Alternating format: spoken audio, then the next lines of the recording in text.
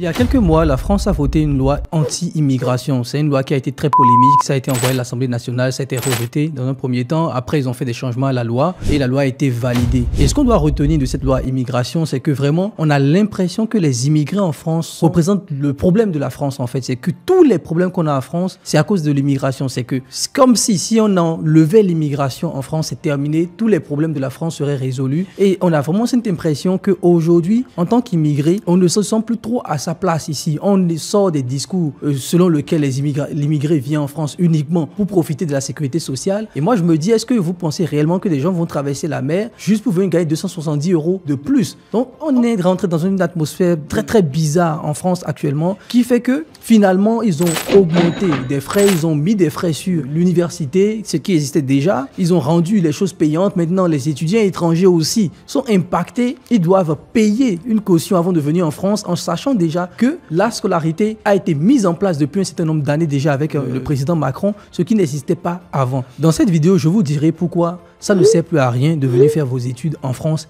et pourquoi cette loi immigration est une bonne chose même pour les Africains. Je sais que certaines personnes vont me dire, oui, Alain, tu es déjà là-bas, toi tu as déjà réussi et tout. Ne nous décourage pas. L'idée n'est pas de vous décourager, mais l'idée dans cette vidéo, c'est de vous dire que vous n'avez plus besoin de venir dans un pays où on ne veut plus de vous. Et en plus, dans un pays où tout devient de plus en plus cher, où il y a une scolarité que vous devez payer, alors qu'avant ça n'existait pas. Aujourd'hui, vous devez payer entre 3 500 voire jusqu'à 7 000 €. Même dans les universités publiques, vous devez déposer une caution de près de 10 000 € avant de venir en France. Caution qui sera entre guillemets retourner si vous retournez dans votre pays, etc., etc.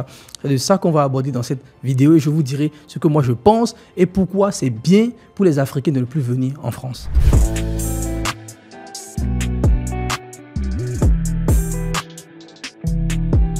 Comme je le disais au début de cette vidéo, on a vraiment l'impression que l'atmosphère en France, c'est de faire en sorte que tous les problèmes de la France, c'est l'immigration en fait. C'est que si on enlève l'immigration, il n'y a plus de problème en France. Tout sera résolu. Et c'est une politique d'extrême droite que le gouvernement de Macron essaie de jouer avec ça pour essayer de gagner un peu d'électeurs ou de remonter un peu sa cote. On voit vraiment que c'est une loi politicienne en fait. Et on oublie de dire que l'immigration, au-delà des sans-papiers, au-delà des gens qui viennent à la nage, etc., l'immigration a beaucoup profité aussi à la France. Et vous voyez les propos du docteur Raoul qui dit que 70% des thésards sont des immigrés en France. Ceux qui sont prêts à travailler dur, même les sans-papiers. Un sans-papier ne peut pas faire trop de bordel. C'est pas parce qu'un cas isolé de sans-papier a foutu le bordel que ça veut dire que tous les sans-papiers sont dans des problèmes. Parce que lorsque tu es sans-papier, moi j'en ai connu des sans-papiers, les gars se casent. Les gars font tout pour ne pas attirer l'attention parce qu'ils ne veulent pas se faire déporter ou se manger un OQTF. Les gars font tout possible pour respecter les lois, ils payent rapidement le loyer, etc., etc.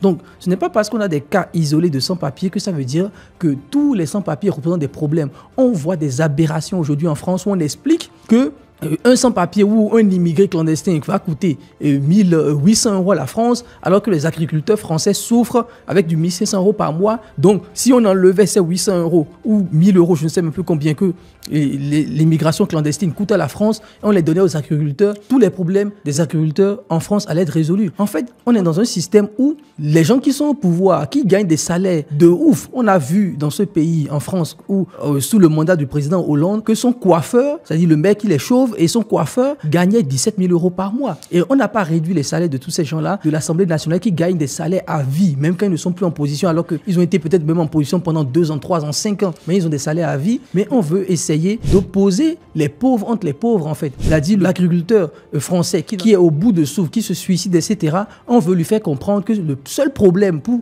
que tous ces problèmes s'effacent, il faut qu'il s'attaque à l'immigration. Et on sait aujourd'hui que c'est un jeu où les riches ont toujours essayé d'opposer les pauvres entre eux pour que les pauvres ne viennent pas perturber leur richesse, etc. Donc, c'est une tactique qui date des milliers d'années, qui a toujours été utilisée. Et moi, là où je veux revenir, c'est sur les étudiants étrangers. Parce que je suis venu ici en France en tant qu'étudiant étranger. La France m'a beaucoup aidé. L'idée n'est pas de cracher sur la France. Ça m'a permis de découvrir Internet, de découvrir pas mal de choses. Et aujourd'hui, de faire même des vidéos sur YouTube. Et même m'a permis après de m'expatrier, d'aller dans d'autres pays, de visiter le monde. Actuellement, je suis à Dubaï, etc. Donc, pourquoi je dis que c'est tant mieux? Parce qu'aujourd'hui, dans tous les cas, lorsque moi je compare le système français et le système chinois, parce que c'est là où je veux venir en fait, c'est que aujourd'hui, Si vous êtes étudiant, si vous êtes en Afrique et vous voulez faire vos études, c'est 1000 fois mieux d'aller en Chine. Moi, j'ai fait mes études en France pendant 5 ans, de 2012 à 2017. En 2017, je suis allé en Chine, en 2017, pour aller faire des études de langue et de philosophie, langue, culture, philosophie chinoise à l'université, la deuxième université de langue de Beijing. Ça a été pour moi l'une des meilleures expériences. La Chine, en termes d'éducation, est au top niveau, les amis. Je vous assure, que ce soit les universités en Chine, que ce soit les laboratoires, que ce soit tout ce que les Chinois ont mis en place en termes de technicité, le cadre de l'université. Les universités en Chine, c'est comme des villes. Parfois, vous avez des cinémas à l'intérieur, vous avez des hôpitaux à l'intérieur, vous avez des lignes de métro qui desservent directement à l'intérieur de l'université. Vous avez des bus qui sont à l'intérieur. C'est un peu le modèle américain où l'université représente une ville où vous pouvez vivre, habiter, manger, faire tout à l'université. Les salles de classe sont hyper avancées. Vraiment, les professeurs utilisaient des tablettes avec des écrans. Les tableaux étaient remplacés par des écrans immenses, interactifs, etc. Et c'est dans cet environnement que moi, j'ai fait mes études à l'université de Beijing. Et sincèrement, je me disais, mais putain, si je savais la qualité de l'enseignement chinois, je ne serais même pas venu en France pour faire mes études. J'allais partir en Chine parce que l'université en Chine ne coûte absolument rien. Et en plus, je suis allé là-bas avec une bourse du gouvernement chinois, bourse qui me permettait de ne pas payer de scolarité, de ne pas payer le logement et de me donner 2500 yuan par mois. 2500 yuan, on parle environ de 300-350 € par mois. C'est le salaire minimum en Chine. C'est même le salaire minimum en fonction des régions en Chine, c'est de 2000 yuan. Et on nous donnait 2500 yuan renminbi par mois. Pour ceux qui étaient dans un cycle un peu de licence et tout en langue, et de 4500 pour les gens qui étaient dans les TESA, les gens qui étaient en doctorat, etc.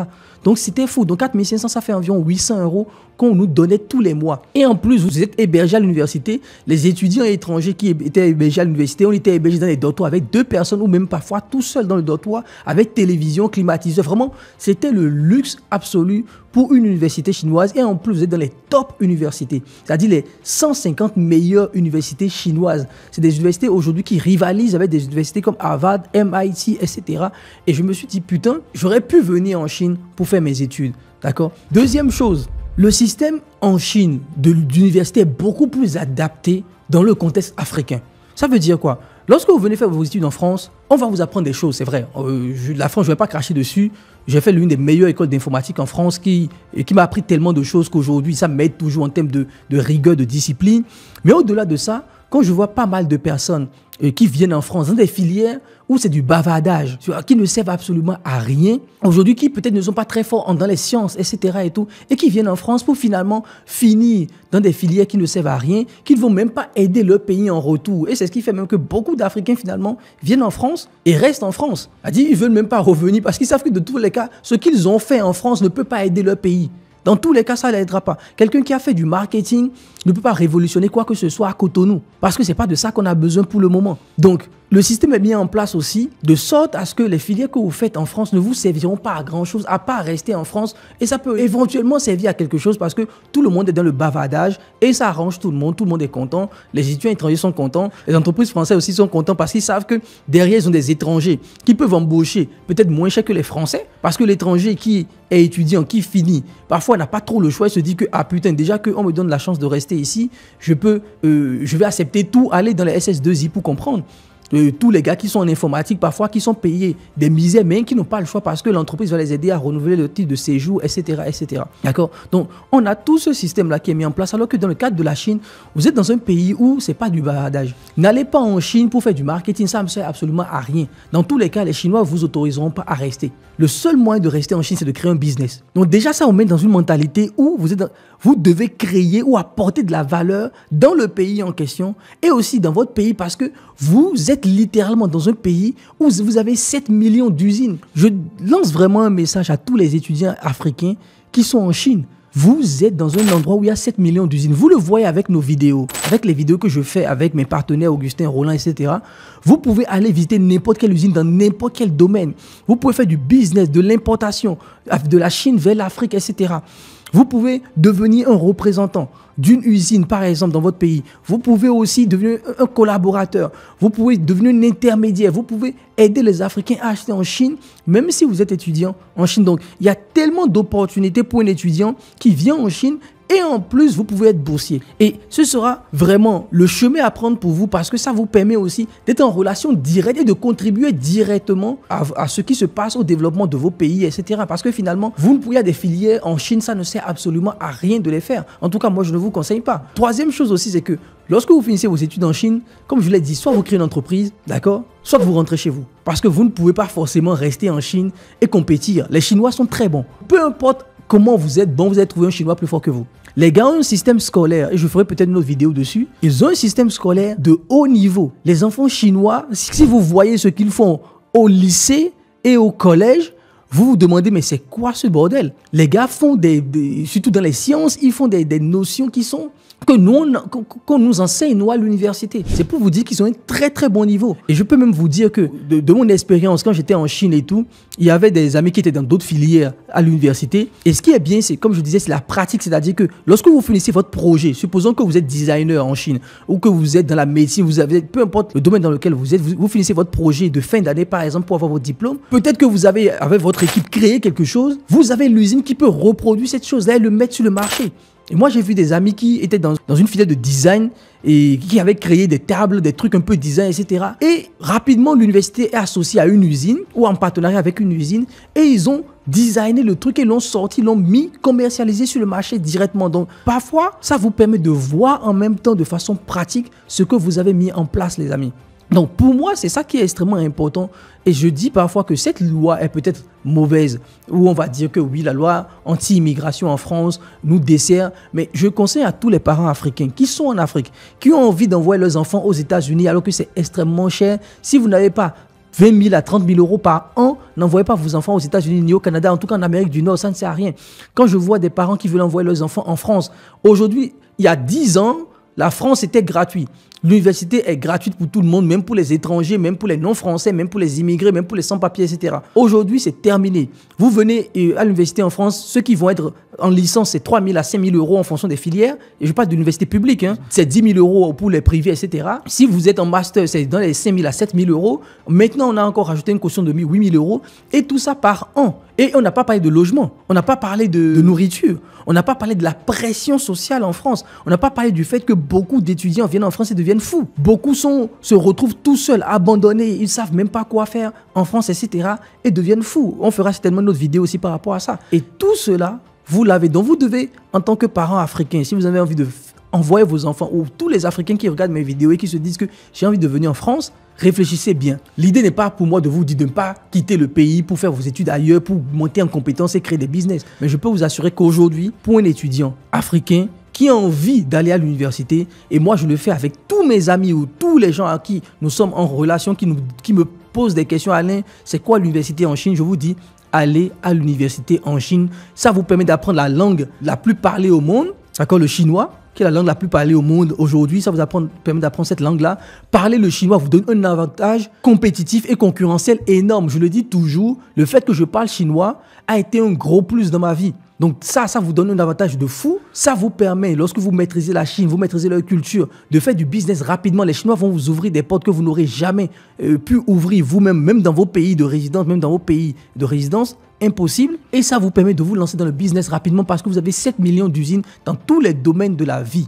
Et ça va être très très rapide. Dans tous les cas, si vous suivez la chaîne et vous suivez ce qu'on fait, vous voyez avec quelle facilité nous allons visiter les usines. Nous créons des partenariats, nous aidons les gens à maintenir et à collaborer avec les Chinois. Maintenant que j'ai dit tout ça, la dernière information que je vais vous donner, c'est que si vous êtes intéressé pour aller étudier en Chine, je ferai une autre vidéo pour en parler beaucoup plus en profondeur. Donc dites-le moi si ça vous intéresse pour parler de la bourse chinoise et comment vous pouvez aller étudier presque gratuitement en Chine. J'avais déjà fait un post dessus sur Facebook à l'époque qui a totalement explosé où j'avais demandé est-ce que vous voulez que je vous montre via des vidéos ou via un service comment aller faire vos études en Chine. On a reçu des centaines de personnes qui ont validé, qui ont dit qu'ils veulent avoir cette information. Donc dans une autre prochaine vidéo, je vais vous montrer un peu comment et pourquoi vous pouvez aller faire vos études en Chine et surtout comment mon équipe et moi, on peut vous aider à aller faire vos études directement en Chine. J'espère que la vidéo vous a plu. On se retrouve dans une prochaine vidéo. N'oubliez pas de liker, de partager, de vous abonner à la chaîne. Sur ce, bye bye.